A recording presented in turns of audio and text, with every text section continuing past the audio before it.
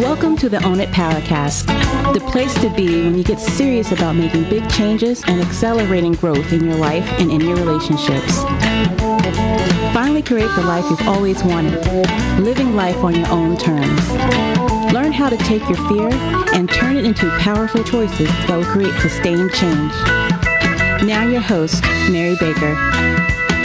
Hey everyone, welcome back to the Own It Powercast, a place where you can come to get what you need to move yourself forward. Hey, it's Mary Baker, and welcome to episode 99. Stop the people pleasing, please. How assertiveness makes for better relationships. All right, so as you know, all month we're talking about one of my favorite topics, assertiveness. And I think it's important that we talk about the struggles that get in the way that keep us from being more assertive. You know how last week we looked into how important emotional honesty is, making our insides match our outsides. And connected to this concept is to work on not people-pleasing and not avoiding conflict and not avoiding difficult emotions. Because here's the thing, being assertive means that we are honest, direct, and therefore courageous, right? Because we don't know what's going to show up or what's going to happen after we speak our truth. So first, let's look at some definitions and examples of people-pleasing just to make sure that we're all on the same page. If you think about emotional honesty and how it's all about vulnerability and revealing the true self, then people-pleasing, I think, is just about the opposite of that for the following reasons. First, people-pleasing focuses outside of you and on to the other person or people around you. Because you're focused on that outcome. What's going to happen? What about their possible reactions? What about the impending doom of conflict? You know, this is all fear-driven, obviously. It's because basically you're trying to control the outcome by contorting yourself to be what they need you to be in the moment. So hopefully those awful things won't happen.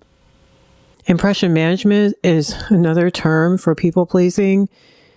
And we really are trying to manipulate the outcome. Sounds gross, but that's what we're trying to do. A people pleaser is someone who focuses on making others happy, and they'll go to great lengths. They'll do what others may not do for them. They'll push aside their own needs, use up most of their time, energy, and money to rescue others and shower them with attention, hard work, gifts, etc., etc. And they do that because a people pleaser needs that outside approval to feel worthy because their self-worth is low and they're afraid they won't have acceptance and love and appreciation if they don't do for others. So of course, people pleasers have a hard time saying no. They often don't set limits with others for fear of rejection, of conflict, and not knowing how to handle the conflict. Some people don't want to feel the guilt for saying no. These are often people who were guilted growing up.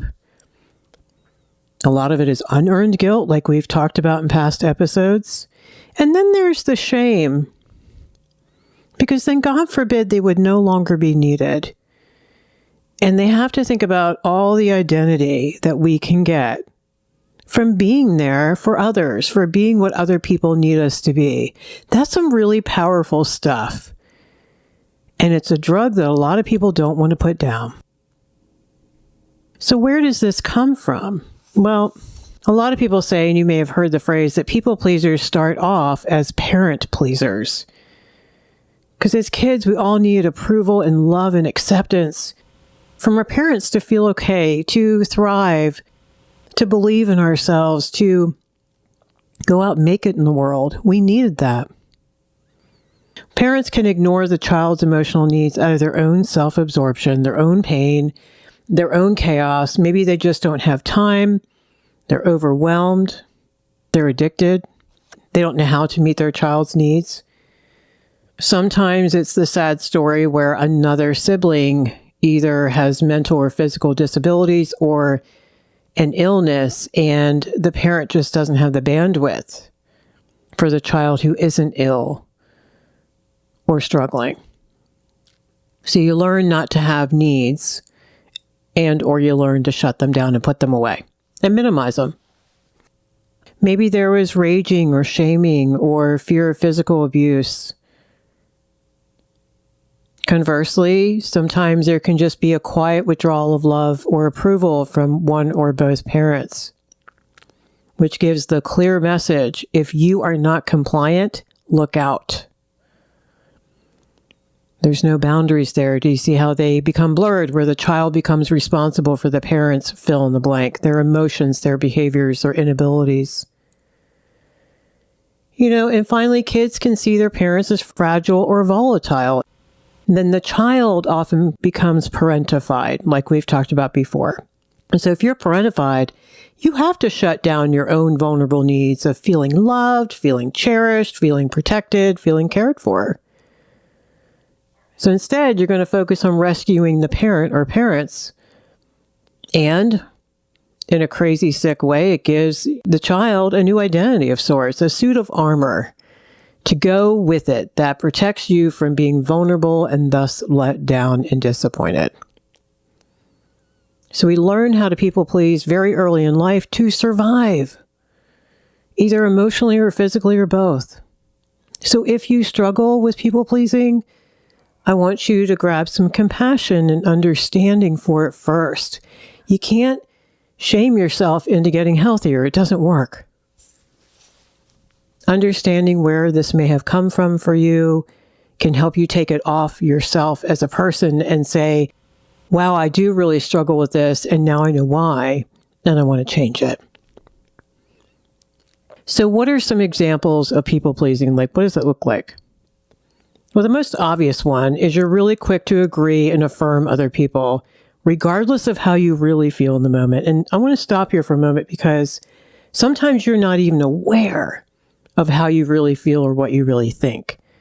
You have spent years burying that, disowning that, pushing it aside, not paying attention to it. And so it's not crazy or abnormal to not even know. Now, what often gives you a clue is you'll have a visceral reaction. You'll have anxiety, you'll have illness, you'll have some kind of irritability, something won't feel right, but you're not sure why. Typically, it presents as anxiety, like generalized anxiety. If you're a people pleaser, you're often aligned with them against the bad people, quote unquote. The ones who say no to them and call them out on their stuff and are pissed about their behavior. So you can really get sucked into the victim story or the victim charade, as it often is. And you can band with them against the other because that belongingness need is so strong. And if your self-esteem is already struggling, you don't want to risk losing the person in front of you's acceptance, right? If you struggle with people pleasing, you often don't say no when asked to do something or be something. You shove your own stuff aside almost unconsciously. You're not even thinking about it. It's not even on your radar, which is a problem. And then when your own stuff is not getting done and things start to suffer, that can really be difficult for you to rectify. You may neglect your physical, mental, and or spiritual health because you're too busy caring for other people and focusing on other people and what they need. You give too much. You overspend or you overspend your time helping others, often to your own detriment. Some people even think that it's admirable because they're so low maintenance. They don't have a lot of needs or wants or desires or opinions or requests. So those are some examples of people pleasing. So there are some big consequences to this behavior. It's not all great and caring. It can look like that in the very beginning. But even though you may get a high from that identity of being needed and being so appreciated and being valued and having a sense of purpose for a moment, it's guaranteed you're going to end up resentful and dissatisfied in your relationships because it's unequal. Your needs aren't being met. It's not sustainable because your needs aren't being met. And there's no real deep, vulnerable connection because it's not honest. And here's the thing, and I run into this all the time when I work with relationships, because what happens is the other person starts to lose respect for you and therefore can't trust you. You're too agreeable, you never argue or say no. And so that's great at the beginning because they get what they want and you're very compliant and pleasant and go with the flow. But after a while, you're not real or believable and they can't relate to you. Like, don't you ever get upset? Like, why don't you ever say no? And here's the thing. Why should they trust you if you're not being emotionally honest? You're not telling them no when you need to say no. You're not bringing up issues. They're the only ones bringing up issues. It's not real. And here's the thing. You, over time, can't even trust you. Because when your truth is whatever works in the moment for other people, hell, you probably lost yourself in a relationship by now, and you don't even know what your truth is anymore. Do you know how many times people tell me, Mary, I don't even know what I need anymore. I couldn't even tell you. Your relationships have no boundaries now either, and so negotiating and problem solving can't happen. You can't negotiate unless you have two separate, healthy enough people being honest with one another, being accepting, but knowing what they're willing to do and not willing to do. Oh, you'll eventually say something, all right. Probably in a big argument. When you stack so much dynamite of resentment, you blow everything up, sometimes beyond repair, because you didn't take care of yourself along the way. So over time, people-pleasing is not a good thing. It's destructive. And we don't end up with healthy relationships. We don't end up with vulnerable, meaningful connections. And we lose who we are. Eventually, something is going to give. So what can you do if you've identified some people-pleasing in your behavior? First of all, be proud of yourself for having the courage to admit it. And second of all, know that it is changeable over time. You just have to be committed to changing. It's a lot of changing your mind and your feelings and then your behavior. So first, I want you to stop apologizing. I want you to stop apologizing for being upset or angry when anyone in your shoes right now would have a right to feel that way. Stop apologizing for what you need. Stop apologizing for what you think, feel, or believe. That's about you and no one's business. And for your choices, as long as they feel right for you. Please stop apologizing for your talent, your beauty, or your passions. And stop feeling bad about where you are if you have worked your ass off to get there. Stop feeling bad about what you want for your life, for your relationships, and for those you love. Use detachment. Just because other people don't like these things about you doesn't mean anything about you unless you want to make it true. So really work on the boundaries between where you end and others begin. And in the same vein, when we work on assertiveness, we start realizing that maybe we have a hard time giving others the same that we deserve. In other words, can you detach with others? Can you be happy for them even though your day isn't going well? Can you be happy for another's success because it isn't your own? That sort of thing. So as we step into our rights as a person, the right to our feelings, our thoughts, our needs, our boundaries, we also learn to respect that, oh yeah, everyone else has the same rights. And if I want healthy relationships, I may also need to start working on expressing how I can respect their thoughts, their feelings, their choices, their boundaries. Speaking of boundaries, a lot of times you're going to start working on assertiveness and you're going to gear up to say no to someone about something. And I don't want you to cave when it gets hard. Don't rescue after the no. You know, after you set that firm boundary that took a lot of thought and courage to set, And then all of a sudden, the other party goes into a rage, or they fall apart, or they start trying to make your life hell. Have the troops hold you accountable so you can hold the line. If you don't hold that line, nothing will get better or change. That line's got to be there first and foremost, and it can't move, because if it moves, then you're not being honest. You're like, I didn't really mean it. I was just kidding. So we have to learn how to handle sitting with other people's difficult feelings and detach from them. Doesn't mean we don't care. We just let them have their feelings. Remember, when we rescue, we're not rescuing them, we're rescuing ourselves because we can't handle it. Learn to trust yourself when being manipulated as well. Remember, that spidey sense is there for a reason. Listen to it. If you want to work on assertiveness, you need to also learn to preemptively grieve outcomes. In other words, in order for us not to people please and manage outcomes in our head, we have to therefore grieve a bunch of different outcomes that could happen. Maybe that person will end up hating me, you say. Maybe I won't get that job. Maybe my sister won't talk to me for a while. Maybe people will just be frustrated with me. Okay.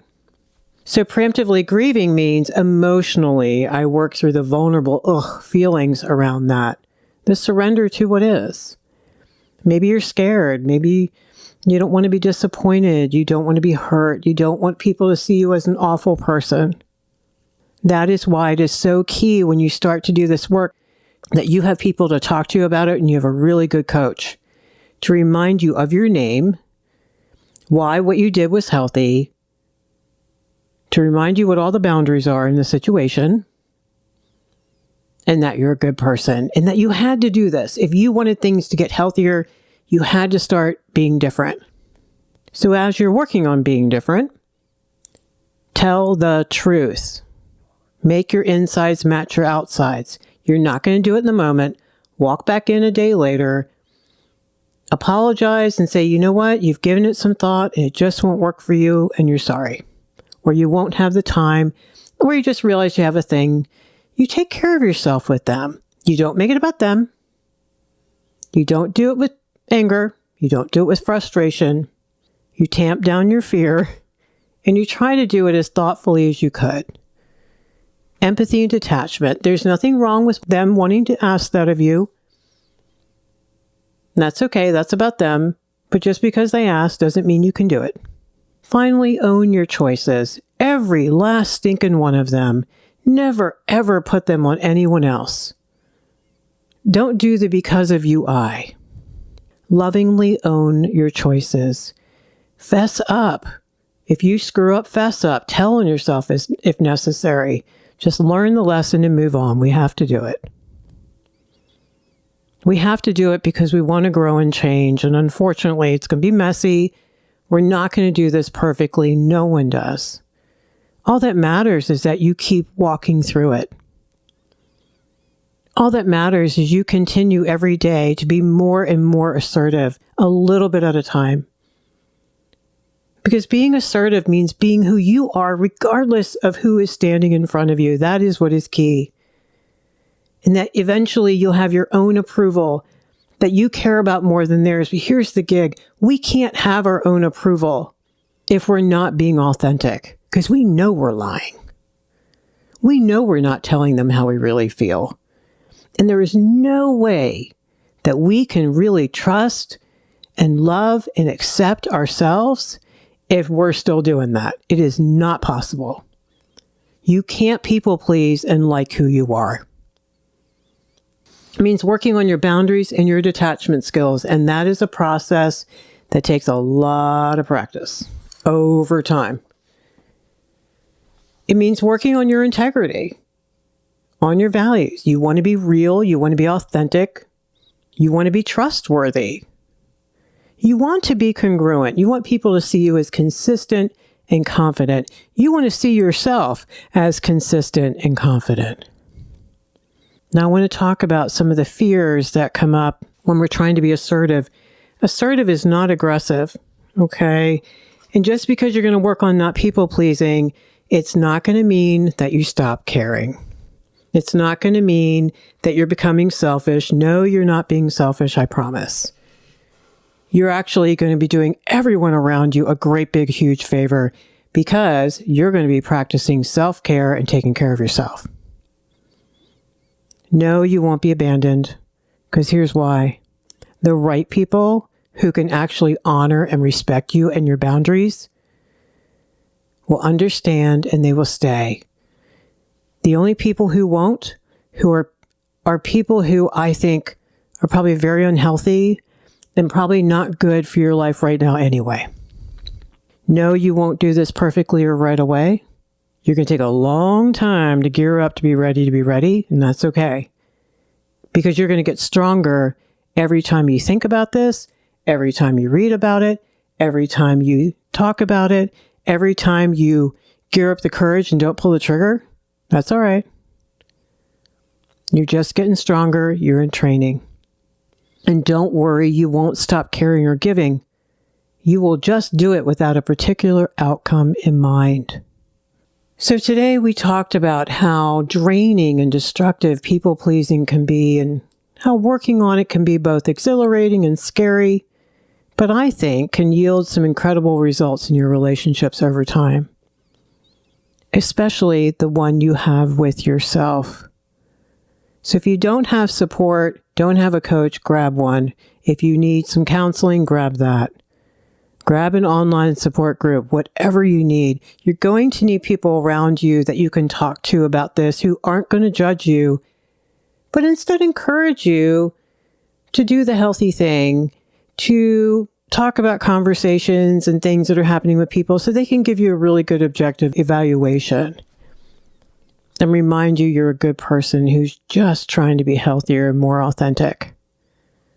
Okay, so make sure you join us next week. That is our 100th episode of the Own It Powercast. I am really excited. It's quite a milestone, and all of you have been along the journey with me, and I can't thank you enough for being here because it's your needs, your struggles, and your courage and willingness to change that are the reason for this podcast. So as a thank you, during our next episode, we're going to be doing a special giveaway for 2 lucky people. So make sure you tune in and hang out with us, and we'll give you more details then. All right. So thank you so much for joining me today. I hope you stay healthy. You believe in yourself. You practice being healthier, and you hold on to hope. Be sure to check the show notes at ownitpowercast.com. And sign up for the newsletter. It comes out every Tuesday. It has everything in it, including the bonus downloads for each episode. All right, so pay it forward. Keep focusing on you, and I'll see you next time. We hope you took away some useful insights and tools you can begin using right away. If you did, please leave a positive review and share on your social media. Because could you imagine if everyone in your life really got it together? Remember, own it now, so you can really own it later.